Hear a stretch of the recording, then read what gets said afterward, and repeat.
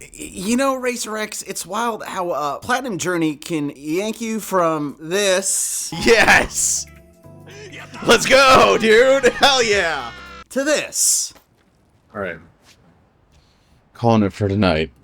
I'll see you in the afternoon. Let's lay it out raw. At its core, I love Like a Dragon Infinite Wealth, the 8th Yakuza installment. It's not flawless, plot stumbles here and there, but the game sings to my soul in ways that I cannot shake. The gameplay leans hard into turn-based RPG limits and makes it work, while the story eerily mirrors chunks of my own life. There's so much to praise here, from the mechanics to the moments that hit deep. Problem is, the Platinum experience sidesteps all of that brilliance, chasing grind over greatness. Mahalo! I'm Locust, lifelong gamer, the guy your gal locks herself away to dream about, and trophy hunter extraordinaire. Today, we're diving deep into Like a Dragon Infinite Wealth, starting with a surface level review, then peeling back to the Platinum grind, and even the scam it takes to hit 100%. We do things a little different around here. If you're just here for the review, it's go time. Want the Platinum dirt? Timestamps are locked and loaded in the description, so let's roll. Graphically, Infinite Wealth isn't flexing anything worth bragging about. It's classic RGG vibes, same old from their recent lineup. The style's fine, goofy when it wants to laugh, serious when it's time to get real. So it's a hair above passable in my book. But I'm not exactly gonna be stroking myself silly over the cinematography. Let's not kid ourselves. Honolulu shines. Those sunny Oahu vibes and killer sunsets hit hard enough to make you want to book a trip. Stat. Where it stumbles, especially in the DLC, those lazy recycled dungeon environments, you're shelling out cash and getting hand-me-downs, which is, in essence, a total rip-off. Level design, though, pretty slick stuff. Yakuza games, especially these RPG ones, are all about buddying up. New pals everywhere. So naturally, Infinite Wealth has you chumming with Hawaiian locals to juice your clout around and across the island. More friends, beefier stats. Simple as that. It's a solid hook, sucking you into a real-life spot like Honolulu. Let's dig into the gameplay mechanics of Like a Dragon Infinite Wealth. You've got two party leaders calling the shots at different beats. We got our boy Ichiban, the heart of the game, and the legend himself, Kazuma Kiryu, aka the Dragon of Dojima. If either gets KO'd, it's not just lights out, but you're kissing that fight bye-bye alongside a fat stack of cash. Game's not so brutal, so this twist kind of spices up the battle system, keeps you on your toes without breaking your spirit. Battles give each character a little circle to strut around, attack, heal, toss items, whatever. That's where all the magic happens. It's all about angles, vectors, playing the field to outsmart your foes. Got a high camaraderie meter with your crew? Slam an enemy near your buddy, and they'll jump out for a freebie smackdown. Environment is your wingman too. Near a wall, bash a punk into it and another teammate can pile drive them while they're down. Spot a bike? Snag it. No extra charge. Extra damage, wider reach, mow down more goons with one swing. It's slick, strategic, and feels alive. Pure Gangusta chess. Or what's Mahogi? Mahjong? Mahjong. Yeah. Pretty sure it's Chinese. But you played in Yakuza, so it fits. All right? Shut up. They're the same thing. I'm not ignorant. Ore ga shiteru.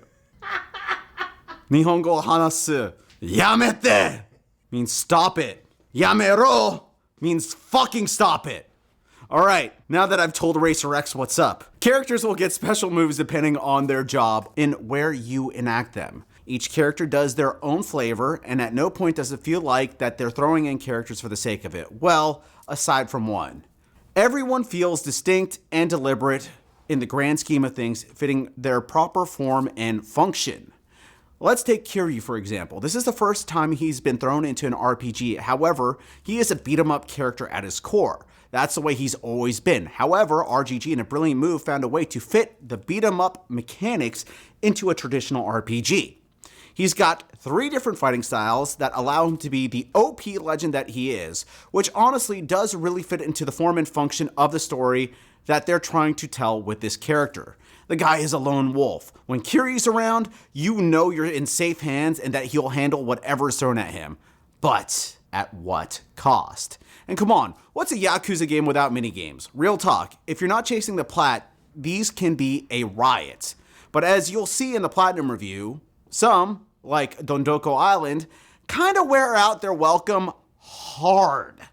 Oh, and guess what? That one is required. No skipping that slog. Still, not all of them suck. Mismatch and Sicko Snap, absolute gold. Sicko's flat out hilarious, had me cackling. We need more of that vibe, less of that grindy garbage. Time to cut to the meat and bones of this game. The story. Man, it is damn good. But some of the storytelling bits, total faceplants. Let's first hash out my big gripes. Nothing grinds my gears more than a cutscene where RGG clearly ran dry on cash. Characters should be yapping, but nah, I'm stuck reading the text like it's a damn novel. It's a snooze. Straight up lazy. Like, come on. Did we really need the keyboardist from J-Rock band Kingu as Tomizawa's face model or Danny Trejo's mug for Dwight? For those of us playing the Japanese dub, ditching Yan Yi's sleepy voice acting, we're not even hearing Trejo's growl. Shut up! Why not ditch those pricey cameos and funnel that dough into fully voice acting every cutscene? Cause that's where the real juice is. And I don't know about you guys, but I genuinely do not care to see any Hollywood actors in my Yakuza games. Really, in any fucking game, for that matter. Yeah, right? I don't care. I don't give a fuck. Who cares? I mean, I love Keanu Reeves, but I don't need to see him in my fucking video game. You know what I mean? I don't care to see Hollywood actors in my Yakuza games that are just incredibly Japanese. Keep them Japanese and don't fall into that crapcom era of trying to appease a Western audience. We're going to love the Yakuza franchise regardless. Another beef I've got, not just with the game, but the whole series, is how the tiniest stuff gets way too wordy. I don't need some side quest NPC unloading their whole entire life story I'll forget in a week anyways. Trim the fat and keep it moving. Last gripe. The ending feels off like a jagged edge. Spoiler alert, I get that the Japanese public turns on Ichiban, but it just doesn't hit right. The payout feels unearned and the emotional weight is just not there. And now I'm sitting there like, wait, what did I miss? It's not awful, just confusing. Now let's get to the good stuff, because the story's got chops. Infinite Wealth picks up a few years after Yakuza 7. Ichiban's out here playing White Knight, reforming ex-Yakuza, trying to clean up their act. It's a sleek peek into his head. He's digging for gold in people, no matter how rotten they are to him, using their bad traits for the greater good. He's a hometown hero who's doing his best to be a good man and honor a legacy that he quite frankly harshly inherited. That is till a streamer flips his world upside down, spinning his good deeds into public poison. And what I dig most, this game is one of the first to slice into today's media mess, which is basically like disinformation running wild now that every clown with a phone is a reporter. I also really enjoy that the game kind of addressed with the current climate of social media and whatnot, how fast someone can fall from grace in the eyes of the public, even though that they've been doing what made you love them the whole time. Are you as good as your last gig, or are you just living long enough to become the villain? So Ichiban's out there scrapping for intel on the reformed Yakuza scene when, boom, his call to adventure hits. Turns out that his biological mom is alive, kicking it in Hawaii, and folks are gunning for her. That sparks a wild ride that lands him face to face with the Dragon of Dojima himself, Kiryu, who is chasing her down for his own reasons. The plot in Infinite Wealth, it's a bit of a tangle, I'm not gonna lie, but like I've said before, plot is just a slick excuse to shuttle those characters from point A to point B. And man, do they hit point B, maybe even G along the way. Kiryu's arc is straight up gorgeous.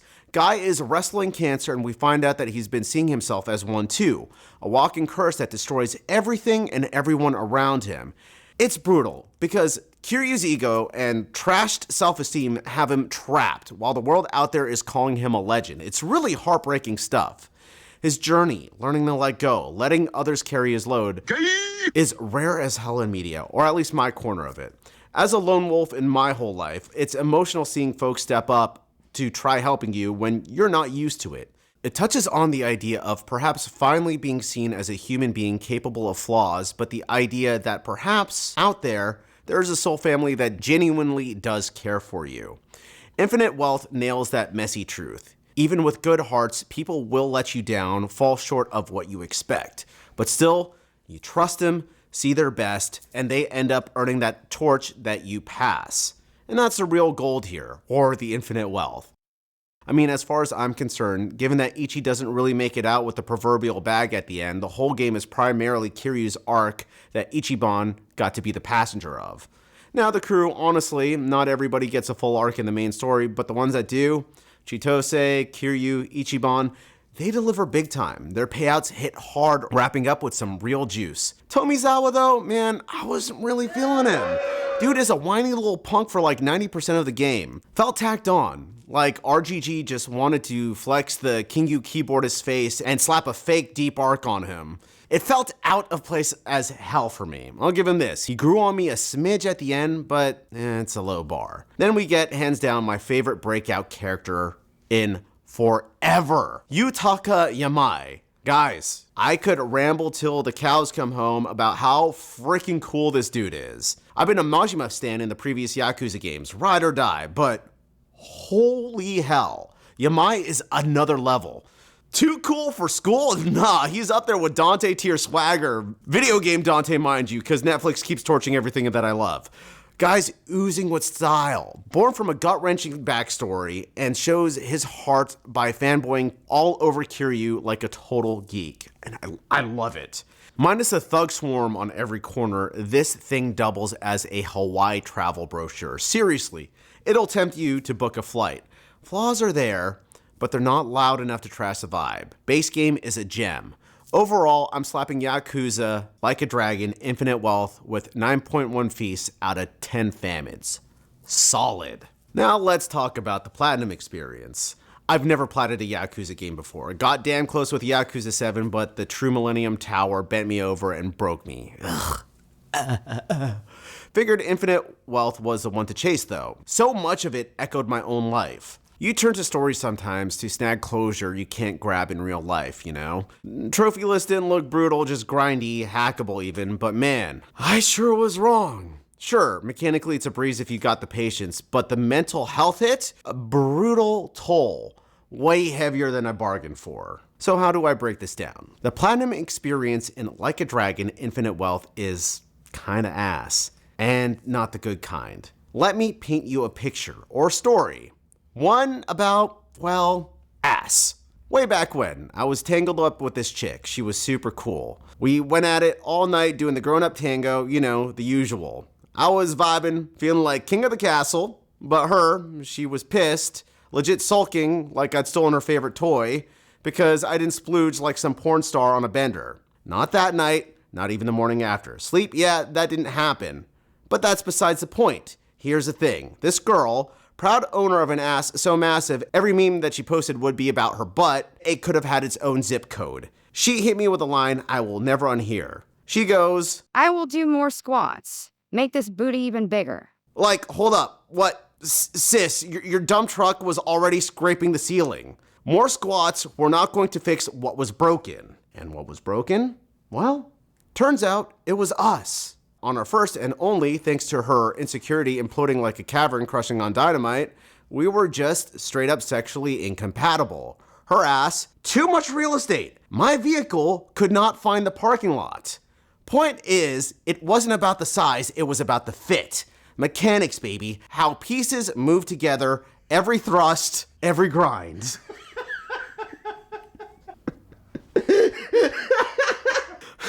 And this is where turn-based RPGs... And this is where turn-based RPGs like this one screw the pooch with platinum trophies. They're like that chick's squat obsession. Piling on the grind, more monotony, thinking bigger is better. Nah, my G, it's not about bloating the trophy list to some level 99 Kim K ass tier grind fest. It's about whether the damn thing fits the game's soul. RPGs with their sloggy form and function clash hard with a trophy list that's supposed to feel rewarding. Look, I'm not saying that this whole damn ride was a snooze-inducing shit show, don't get me wrong. It was like a solid hookup. Starts off hot, playful, buzzing with that electric jolt. You're smirking, ducking fists, feeling like a goddamn kingpin in a penthouse suite. That first run on Like a Dragon Infinite Wealth, same vibe, fresh, fun, smelling like a brand new Ferrari straight out the lot. But once you start punching through that initial playthrough, shit gets redundant. You're slogging down the same tired streets, smacking the same dumbass goons, thinking, wait, did I already curb stomp this fool? It's not a complete dumpster fire, nah. But after that first wild night, you're trapped looping the same damn beat, waiting for a remix that ain't coming. It's like piling more squats on an ass that's already too thick, when what really matters is the game's big, bleeding heart getting drowned out in that grind. Alright fam, let's rewind this bitch to the start, yeah? The relationship analogy I threw out earlier kind of fits like a glove here. The whole game spins on Ichiban's fall from grace, and it starts with a chick or the lack of one. They paint him as this hometown hero, everybody's favorite, big heart, zero game. He's got Psycho, this girl that's clearly into him, and he's just standing there, dumb as a bag of hammers, not knowing how to seal the deal. It's pathetic, but I kind of like him. Kind of gives him some realness. The crew's solid though. Ichiban's got his boys watching his back, picking up where he's clueless, same as he does for them. After about 2 decades in the clink, the dude has got as much experience with women as I've got with quantum physics. Jack shit. But this squad's sharp enough to spot the tension between him and Psycho. Adachi and Namba dip out, giving him room to figure it out, and Adachi drops this line. You got one life, pal. Aim true and fire away. Simple, straight up, and I absolutely love that. Aww. There's this shot where Psycho and Ichiban are just so far apart and you're thinking, man, he's screwed, he's gonna blow it. But then Psycho pulls out a subtle move and says yes to the first date. It's like nailing a 50-yard field goal with 3 seconds left. Crowd roaring. We're all sitting there, losing our shit like Ichiban just won the Super Bowl of romance. It's perfect, not gonna lie. With all the shit I was wading through in my own life back then, Ichiban scoring that dub felt like I snuck one past the goalie too. He's out there nailing a 50-yard field goal and I'm out here cheering like it's my victory lap. But real talk, sometimes things are too sweet to stick around and life's got a way of pulling the rug out fast. The gameplay between the story bits, just basic tutorial stuff, nothing to rave about. You've seen it before, it's fine, we're moving on. What I do need to call out though is this lazy montage nonsense that they use for storytelling. Seriously, who greenlit this? Whoever's handling the budget at RGG Studios needs to be shown the door. There's the door, bitch! Like, those still images, not even with a cutscene, kind of screams, we spent our budget on crane games and A-list celebrities no one asked for instead. It's a bad look, plain and simple. Then there's Ichiban, poor guy. He's trying his best, but he keeps tripping over himself. This isn't some cool man out of time deal. It's straight up vaccine-fueled autismo vibes. His heart is gold, but watching him flail makes me want to shake him and buy him a beer at the same time.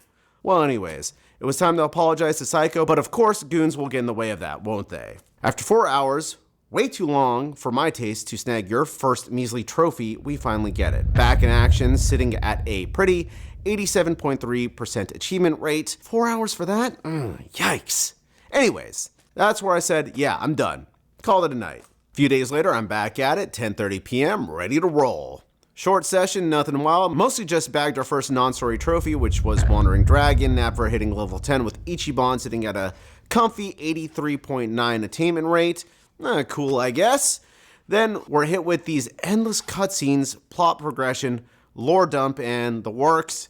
Seeing Arakawa in a new light got me daydreaming about how I'd personally have messed up Hikawa slowly, creatively. You know, the fun way. I'm usually not big on sub-stories in Yakuza games. They're mostly fluff I could skip, but the Sujimon one, that kind of caught me off guard. It's so dumb and shamelessly ridiculous, I couldn't help but crack a smile. Props for leaning into the absurdity.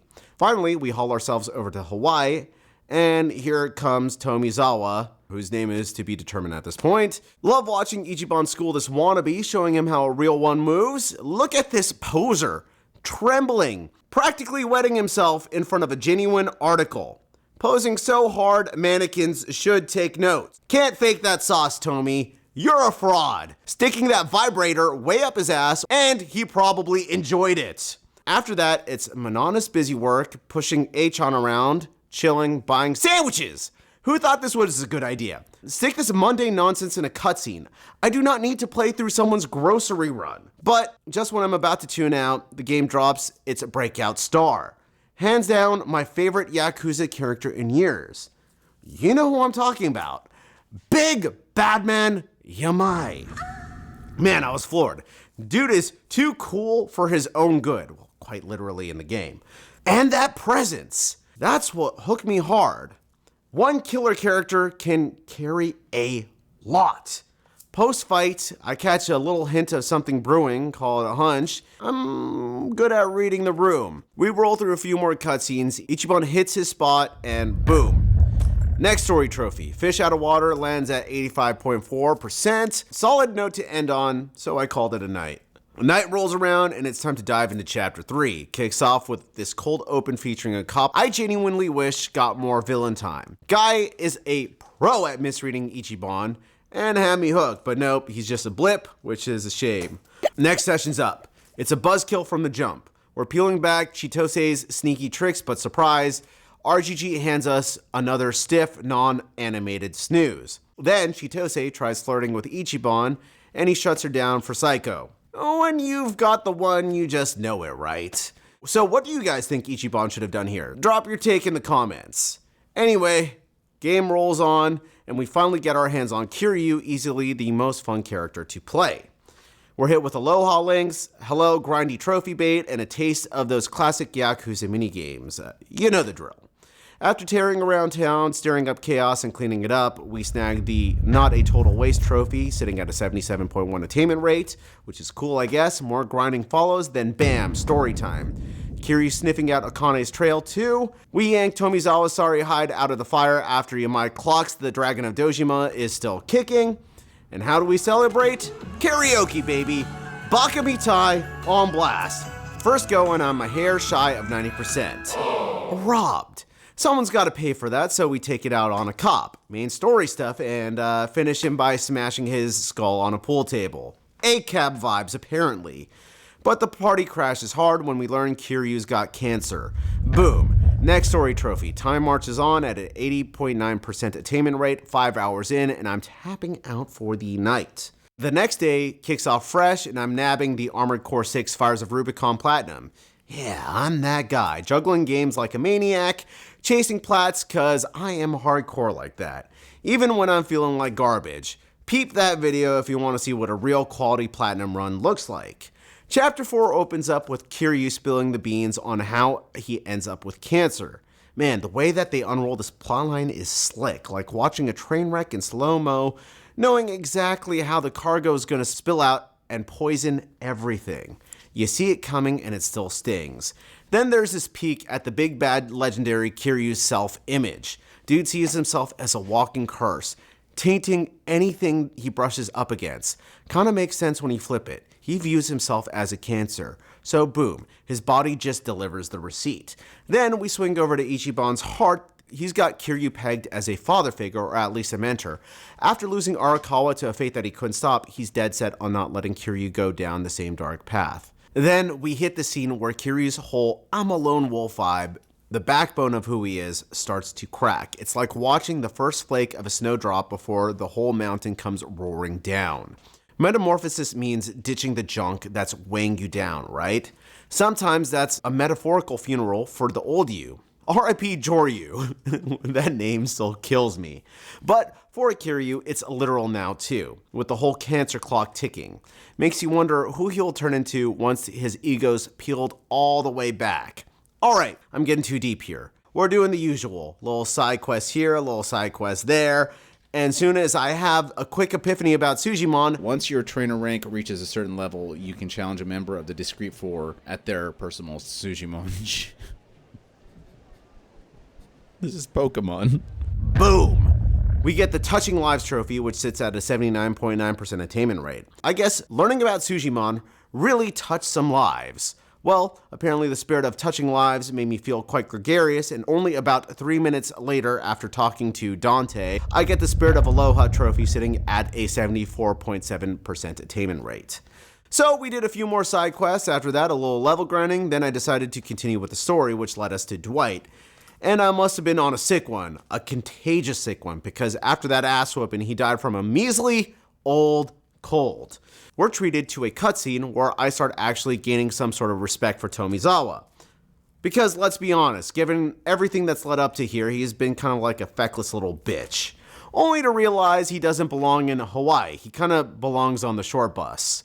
Guy is so caught up in his own drama and Chitose's nice little body that he seemingly forgets that there's a friendly, squishy dragon riddled with cancer right next to him that he could probably use that money for something like, I don't know, cancer treatment? Or I don't know, an orphanage he might have some sort of connection to? Anyways, I'm nodding off by now, realizing that Retard Zawa's genius is starting to drag me down to his special brand of enlightenment. Enough is enough. After snagging the down and out trophy, sitting at a 77.8% attainment rate, I'm done. It's time to crash. The next day we tackled chapter 5. I spent a lot on this session just hitting up side quests here and there. Well, I guess there's one highlight. In my head, when the game shows its budget cuts and goes straight text, apparently in my headcanon, Tomizawa is black now and Kiryu still sounds like Master Splinter. Well, you could take hua. You could take hua lessons. There's a lot of stuff to do. It'd be nice to enjoy things for a change. Like Tomizawa say, we be running around non-stop. Well, I played through the story a little bit more and we're introduced to Bryce, a man who's clearly a Japanese voice actor. Which, I don't know, makes this whole situation kind of hilarious. Madam Naylor, you see, forbids the use of fire in human conflicts. I then make another call that at the end pans out to be true. Is he the last boss? Is this truly a JRPG where you kill God at the end? After we break bread with the enemy, Bryce, the game clues us in that Chitose's still pulling double agent shenanigans. Then we snag the session's alone trophy misgivings, clocking in at 75% attainment rate. All in all, a snooze of a chapter in the big picture. But hey, I'm still having a good time, and that's what counts before I peace out for the night. Next session, we dip into some side story stuff till bam, we're dumped on Dondoko Island. Spoiler, it's one of the most soul-crushing trophy grinds in the game, but more on that mess a little later. After that, we swing by the Owanabara Vocational School and grab the session's only trophy, License to Skill, sitting at a 43% attainment rate, not too shabby. From there, it's havoc time, running around, stirring the pot, knocking back a couple drinklings, and totally fangirling when Yamai starts back into the scene. The session hits with a 5-hour mark, and since I started the stream late anyways, I'm calling it. Yeah, I didn't wrap up the chapter, sue me! Wait, no, scratch that. Please don't. Next day, we're right back at it, picking up where we left off. So we'd hit Dondoko Island, but nah, story missions got us locked in, so no island grind today. Story rolls on instead. I'm ticked at Tomizawa again. This dude is such a girly man. No dad around to tell him flip-flops outside the beach are for chicks and posers, apparently. Speaking of flip-flops, we got Wong To's life philosophy dumped on us. And I'm over here pointing out it sounds like something a famous creep would scribble in their manifesto. Yikes. Anyways, we stomp on Wong To, literally step on that sucker, and I cash out another prediction. Dope. I had a feeling he was gonna. Did I call that out at some point? Payout. Boom. Called it. And that lands us the Hiding in Plain Sight trophy sitting at a 70.1 attainment rate. Then it's fangirl time. Yamai's back, and I'm living for it. He squares up with the Dragon of Dojima, and man, this fight slaps. The form and function here, it turns an RPG brawl into a full-on movie moment. I loved it. Back at the safe house, there's a scene where the crew's trying to reach Kiryu, not sure if he's still kicking. We bounce to some side quests, knock back a few drinklings, and then call it a night. Dunzo. Chapter 7 kicks off with us getting chucked into a fight, but boom, we're off and running. Side quests kick in, and I snag the Sujimon Snag 'em trophy sitting at a 64.7 attainment rate, even after screwing up with the gift giving. Big ups to the Suji with rock bottom standards. Couldn't have pulled it off without ya. Then, after playing Cupid and sealing a love deal, we nabbed the Saving Lives trophy, sitting at a 69.8%. Locked in. Love wins, baby. Cheesy, but true. Story rolls on. Face off with Yamai again, and yep, I'm fangirling hard again, and I can't help it. Dude, he is the coolest, dude. We spring Kiryu, find out that he's Japan bound, but man, this Namba Ichi moment, pure gold. Namba's barely been around riding that goodwill from the last game, but it's really nice seeing older dudes rib their pal while propping up his love life. You can tell that Namba's just rooting for Ichi to score big. Anyway, night wraps with us scraping Jeffrey Epstein's bodyguards, Hawaii's own Jeffrey Epstein, Leia and all. We come out on top, and that bags us a Separate Ways trophy, 70.4% attainment rate, 3 trophies in 3 hours, solid haul. I'd say we earned our shut-eye. Next session fires up with the Japan squad pumping Kiryu's tires. We're back in the Yokohama streets, doling out beatdowns like it's Halloween. Didn't take too long to snag that Suji Maniac trophy, clocking at a 70.7% attainment rate. Sweet! Then we hit this scene where Kiryu's straight up sulking, diva style, cause he's feeling ghosted. Dude's been begging for the full spotlight and gets all mopey when he's stuck with the scraps. It's a solid move. Makes this legend feel like a regular guy with an ego bruise. Then, the second song drops and boom, there's Kiryu's why for fighting cancer, his buds. Later, he half accidentally nudges them to hit his fallen pal's grave for some real emotional backup. Real subtle, champ. We knock out some lifelink grind, push the story along, toss out a hot take on Yakuza's current mess after everything that's gone down in this game. Speaking of messes, this chapter caps with a brutal gut turner, landing us the Layered Lies trophy, sitting at a 68.5 attainment rate. Somber vibes. 6+ hours of gaming, time to clock at least that much in Z's. Next session starts, and I'm straight up professing my love for this game. Like a Dragon, Infinite Wealth has me hooked, guys. About 18 minutes in, and bam! Resolute Dragon trophy lands at 70.8% attainment rate, which is a solid start. Push the story a bit, and then, oh yes, I'm fangirling over Yamai again, barely keeping it together in my pants. Yamai is the man, dude. I don't even know if he's a villain. My God, he's so cool. Dude, he's so cool, dude. He is so cool. The fight is a marathon. Not brutal, just long, took me 20 minutes to conquer it. Notice I'm not saying I beat his ass. Nah, I got too much respect for the G. Story keeps rolling and we dig deeper into Akane-san. Chapter wraps up with a cutscene packed with twists and more twists on deck. I'm geeking out over this slick plot device tied to the character design. We do another battle song and dance and wham, cutscene hits, and it's a gut wrencher in the grand scheme. Kiryu's finally leaning on his crew. They show up with the moral support, but when it's time to get stuff done, oof, it's like the downside of trust, that old line. Never send a boy to do a man's job. Ichi, real trooper that he is, shoulders the weight of this epic flop. Still, it's not all ashes. We snagged the Found and Lost trophy sitting at a 67.6 attainment rate. A bittersweet dub. Time to call it a night. Next session starts and I'm feeling all chipper and hopeful. Yeah, me. Optimistic. Wild, right? Then we hit the gem of a scene where Kiryu's giving Kasuga a pep talk. Ichi's over here smashing his own skull with guilt, and Kiryu's just not feeling him. He's schooling him on what it takes to go from hero to legend. Next up, the Tadara channel twist drops, and yep, I called it, so I'm gloating hard. I knew it. I called it. She runs it. Chips, please. Then there's this moment where Ichi's heart just blazes through, piercing logic together like a dang saint. Shine on, buddy. Anyways, I sink a fat chunk of the session into Drinklings, and gathering memories of a sweet dragon starts off sweet, tugging at the heartstrings, but man, it kinda gets old fast. For players, it's a warm side quest helping Kiryu figure out why he's still fighting on to live. Thing is, that's his core to his arc. Why is it stuck in text-only side quest purgatory? Weak move, RGG. Still, we bagged the Precious Memories trophy, so there's that. We plow through some more drink links, racking up trophies like it's a fire sale. 6 hours deep and I'm a trophy machine. Must have grinded levels like a maniac because I snagged the side hustle after whooping Sawashiro, the chapter boss, the Mad Hustle trophy, sitting at a 63.3% attainment rate for pumping 3 drop ranks to level 30. Hustle's real.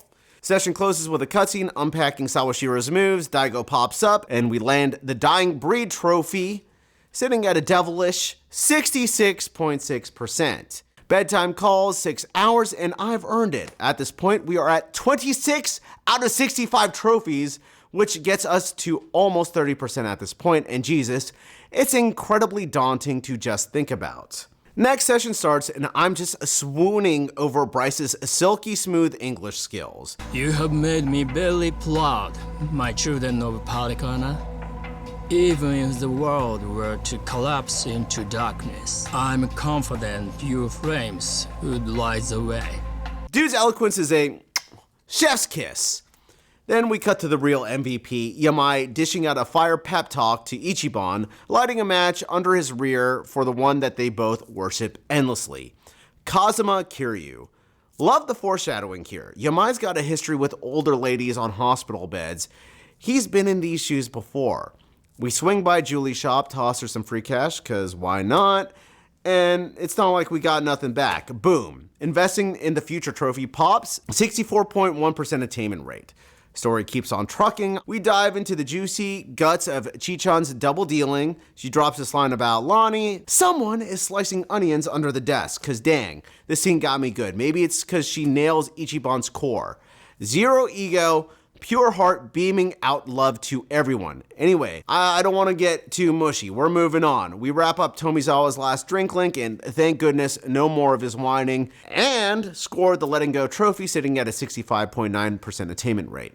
Plow through more story, and then wham, Yamai, the gold-hearted Shadow King, sets up his really emotional scene.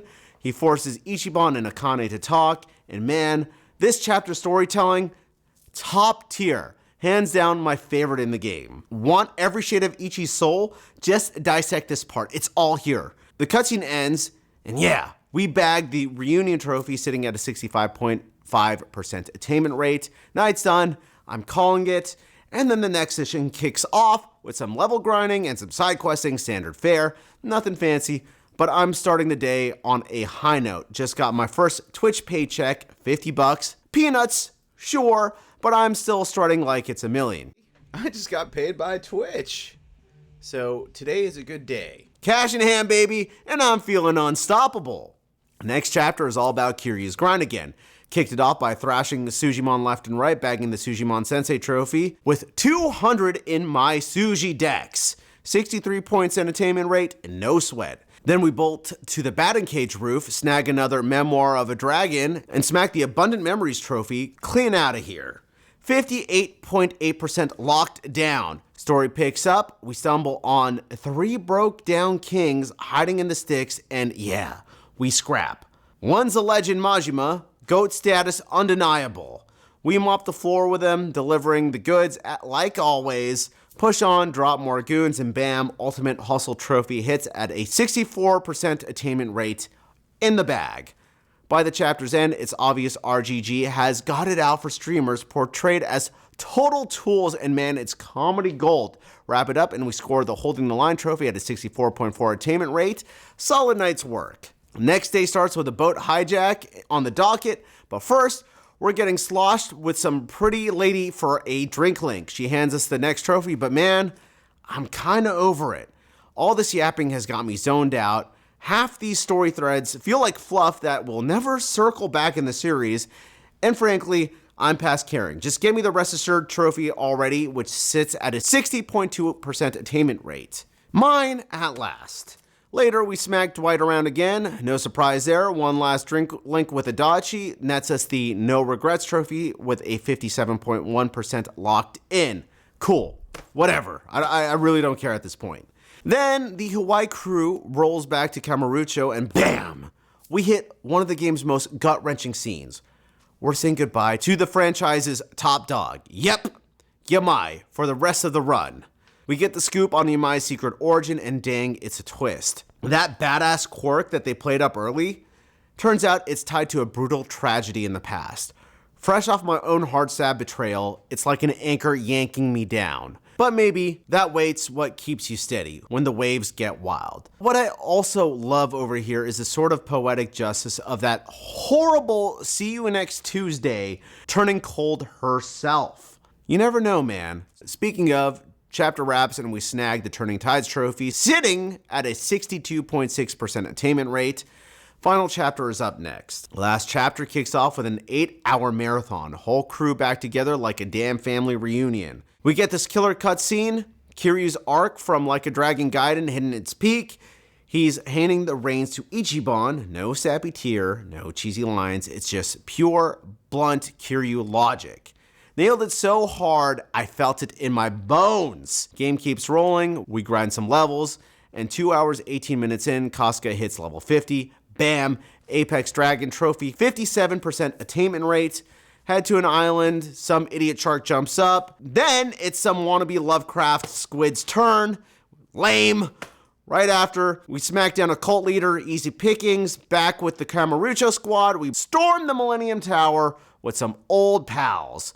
Run into Ebina, he whines out his sob story like we're supposed to give a damn. 40 minutes later, we're pounding his face. Kiryu's next, breaking down into tears, teetering on death's edge. Then a marathon cutscene. Ichiban's all heart, no ego, dropping Shina Ringo tunes for the newbies while fading out. But then, he fumbles with the Psycho reunion. Hold up! Fuck this! RGG. I did not slog through 50 hours of brain-dead objectives for Ichi to strike out. What is this? A Pepe Le Pew gag for the series? If that's a plan, I'm out. My boy deserves justice, a win for his arc, not this robbery for a cheap laugh. After that raw, real speech, you hit us with this? Shove that MCU bullshit somewhere else. Anyway, the final cutscene rolls in, familiar faces pop up, and then, holy hell, the comeback of the century. Kazama Kiryuda. 2 words, and the Dragon of Dojima is back, baby! I got folks in my life grinding through chemo right now. Toughest people I know. And seeing Kiryu pull this off, perfect beat to close on. Lands us the last story trophy, the dragon that regained his name, 59.5% attainment rate. Well, that's nice, hun. We still have 26 trophies left to plat. And boy, let me tell you, those story trophies were probably the last fun ones we got because the rest is a slog, a grind, a cleanup. Next day rolls in. Honestly, I'd rather be blasting bugs and Helldivers too, but nah, the Platinum Chase calls. 1 hour, 46 minutes in, and we're smashing thugs. Pound Town style? And snag the pound for pound trophies for hitting pound mates 30 times, 27.1% attainment rate. Not bad, dog. 10 minutes later, we're at Julie's workshop forging an anklet, bagging the Something from Nothing trophy for forging 10 gear pieces. Solid. About an hour after that, we wrap up all the lifelinks. Date-san's finale hits with an emotional chord. Nice touch, and boom. Silver trophy for renewed purpose, 43.3% locked in. Then it's Junji's last drink link. I am so done with this repetitive side story crap. I'm skipping the cutscenes like a savage, but I still nab the breaking free with a 39.8% attainment rate. Next, we're snapping pics around town, land the final one at Survive, our favorite fake bar, and Photo Hunter is ours with a 41.5% attainment rate in the bag. Shortly after, I'm buying Sony some panties. Okay, fine. Thermal undies, but panties sound hotter. Hit the psychic for a photo that maxes out Kiryu's soul, scoring the Funk Goes On trophy, sitting at a 35.7% attainment rate. Figured maxing all his stats would pop another, but nope. Psychics should have warned me about that one. I was kind of clowning myself there. Anyway, next day starts with more side quest nonsense. Trade this tiara to some dumb floozy for the Living Your Best Life trophy with a 48.5% attainment rate locked in.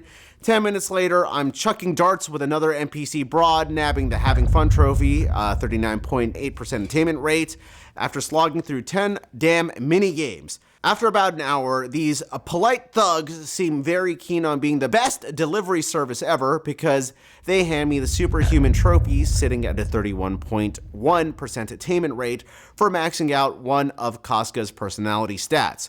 Good enough, night's done.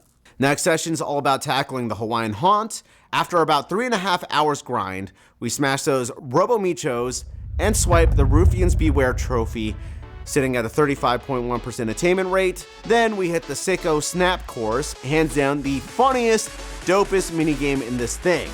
It's Pokemon Snap, but make it poke a man. Gays galore, am I right? Snapped all the Sickos I needed for the Sicko Stopper trophy, sitting at an 18.5% attainment rate, and it is locked in. Gold. But then, sweet Jesus, the universe demands balance, and it's brutal. 2.5 hours of pure torture for the Metahuman trophy. We're talking the most mind-numbing crap, hopping off trams like a deranged hobo just to scrape points.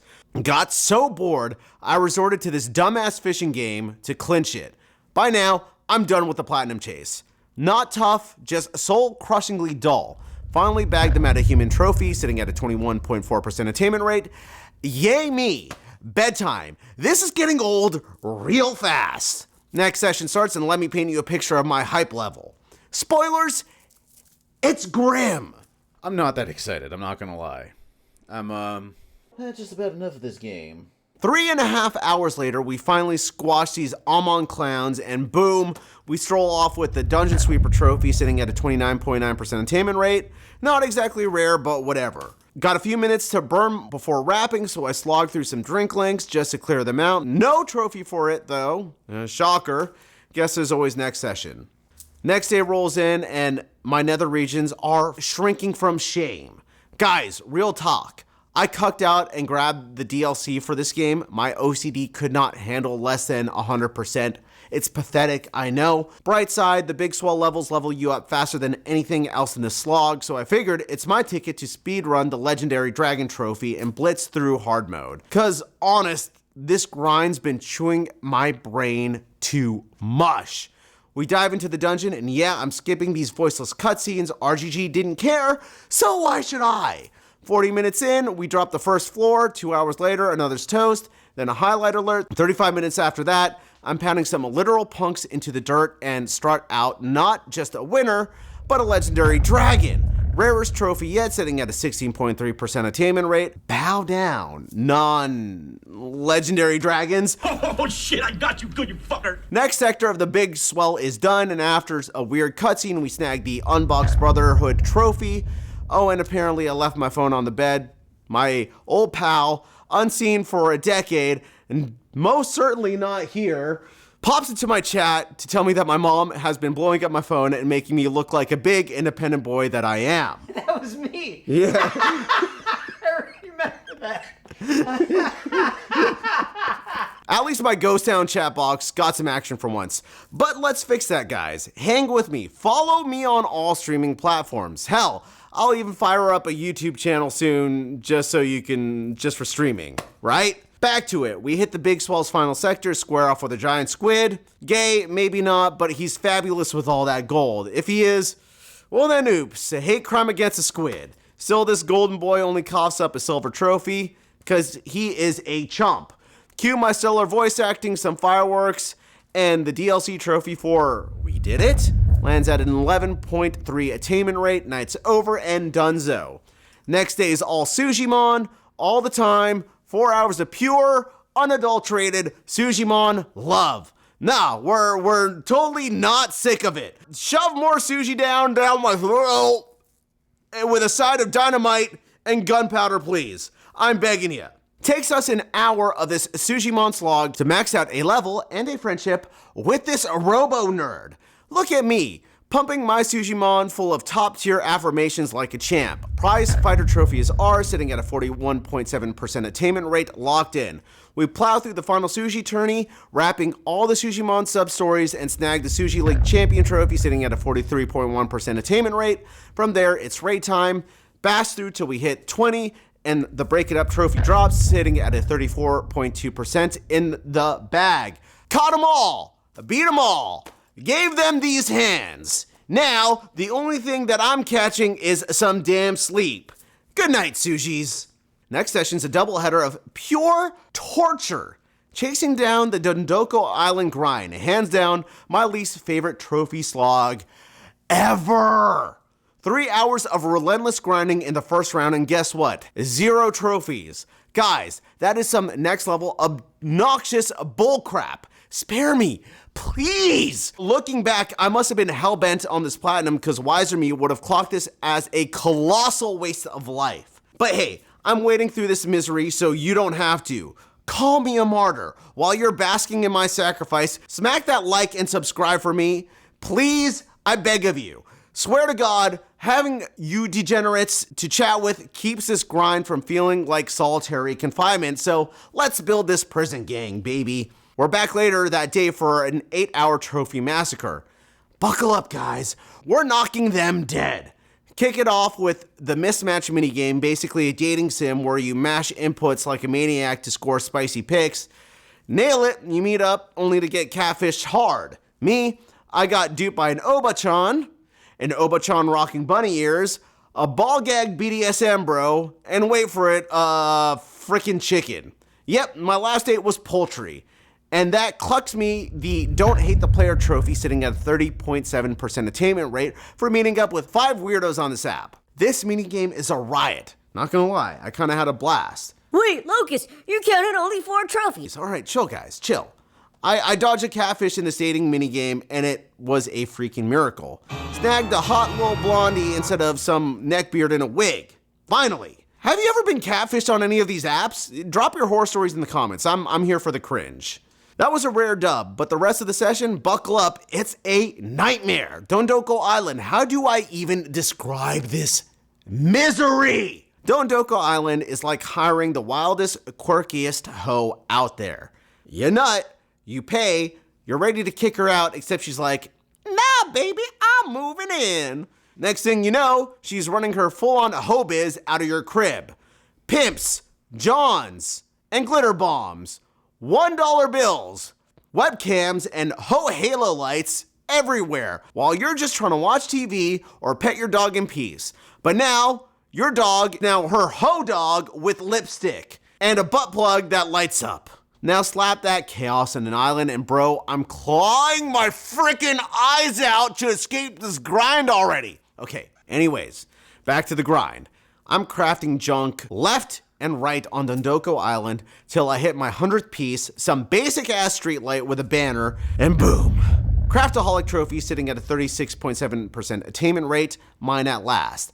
Then it is 4 freaking hours marooned on this hellhole, slaving away till the island is a 4-star resort that bags us the Basking in Glory trophy, sitting at a 44.5% attainment rate. Took a hot minute to slap together a Dondoko commercial starring one of those Oba-chans that catfish me, and presto, Dondoko a Go-Go trophy with a 42.9% attainment rate is locked in. About an hour later, I dragged this cursed rock to a 5-star resort, snagging the Dondoko Denouement trophy, sitting at a 43.5% attainment rate. The Dondoko tale is done.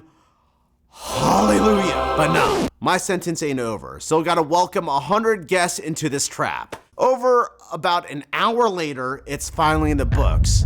Look at me. Even with all these trophies, I'm this close to hurling my controller right at you. Thrilled? Hardly. In fact, I have it in my notes. I am so ready to be done and delete this game.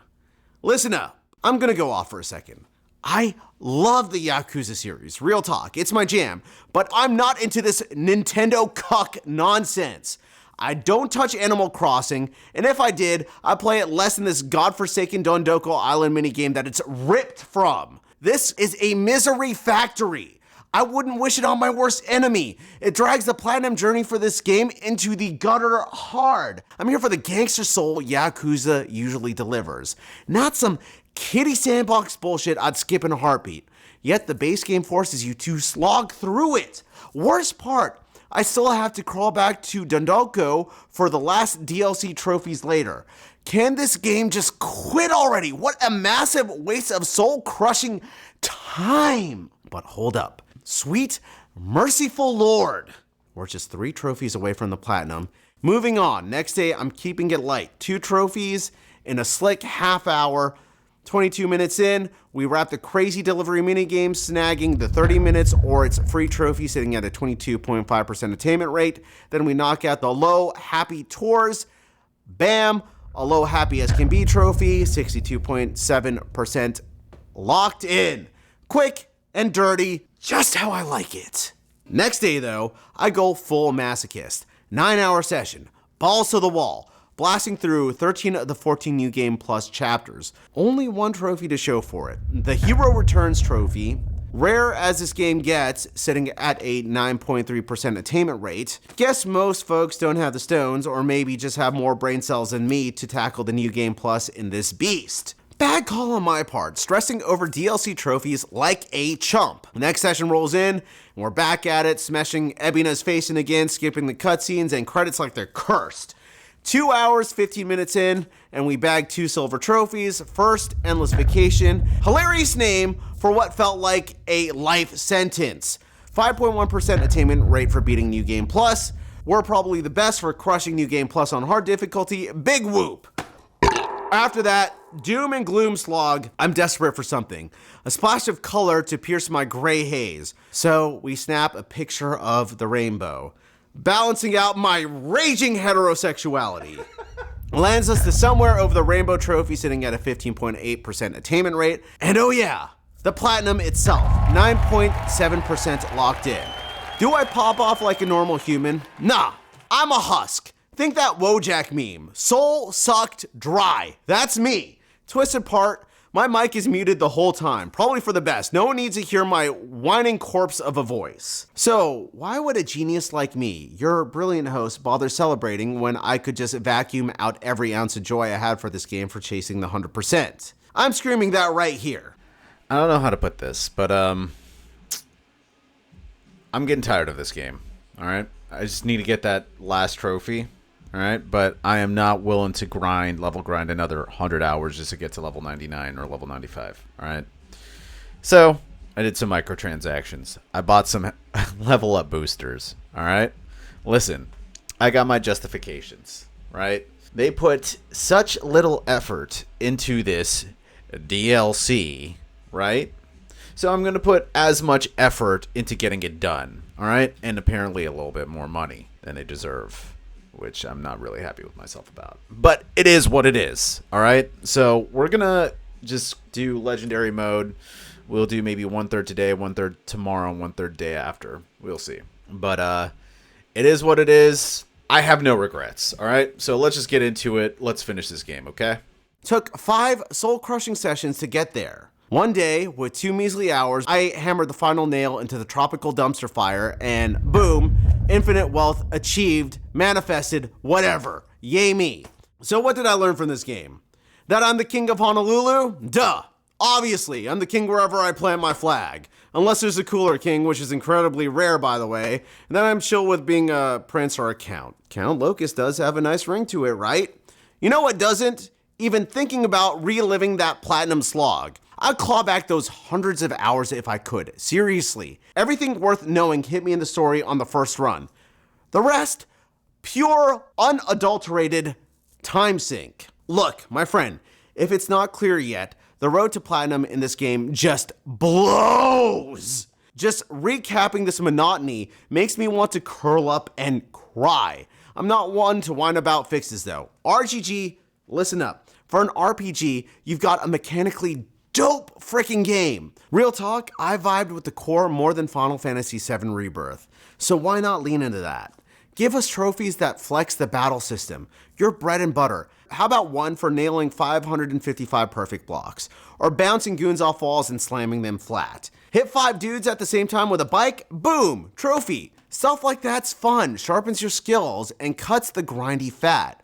Makes us good at the game, not just some drones on an island treadmill. By the end of this platinum, hell, I was a hollowed out shell, no joke. My mental health took a beating. A solid trophy hunt should amp your love for the game, not turn it into a grudge match. Too many squats, too much ass, no room to savor those sweet fallopian tubes, you feel? Base game, high flying 9.5 out of 10. This lazy, uninspired slog of a trophy list, 2 measly fists out of 10 famines. Come on, RGG, you got the chops to do way better. Anyways, thanks for sticking around, guys. I was in absolute hell, but I hope you got a kick out of this video. And maybe I scared you off this platinum unless you're a diehard Yakuza nut hoarding over this series' plats or Sujimon. More plat quests are inbound though. Next one's a banger, probably my favorite game since Doom Eternal, with a platinum that actually slaps. That's right, baby, we're dropping into the fight for Super Earth. Helldivers 2, honey bun. I'm Locust. It's been real. If you haven't yet, smash that like, subscribe, and ring that bell. I'm dying to hit you with a Super Earth salute in the next vid. Peace out, or... Bon voyage, Bon voyage!